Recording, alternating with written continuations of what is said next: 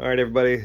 Today we got some of our new parts, the first order, and I did 2 orders from Partzilla to keep the free shipping. And so the first one I did is the pistons and the connecting rods specifically, and the crankshaft, because we need those to get the bearing numbers, and that's what we're going to do in this video, is get the brake bearing numbers. Okay, so we need a few numbers here. The first is a set of bearings for the counterweight, which goes in the back of the crankshaft right here, so along this back side, and it provides a counterweight to the crankshaft. The 3/8, which are on the bottom, are for the balancer shaft, which is this guy right here, and he has his numbers right there, which are 5, 5, 6. And so you take 8 minus 5, which is 3, and you end up with a brown bearing, and then 3 again, and then you have an 8 minus 2, which is black, or which is 2, and that is a black bearing.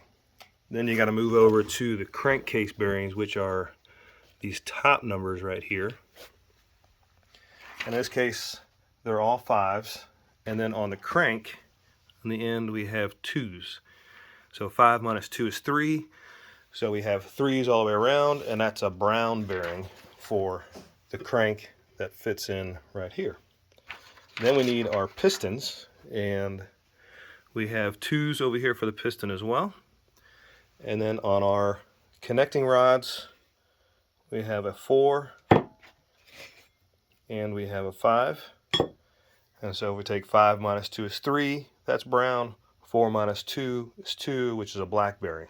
And so I'll put that all up on a sheet to try and help out some quick pictures. But that's how we find our bearing sizes. So I'm going to go order those. That'll probably be a week or so, maybe a little more. And then we'll start putting this bad boy all back together and get her to start. See you next time.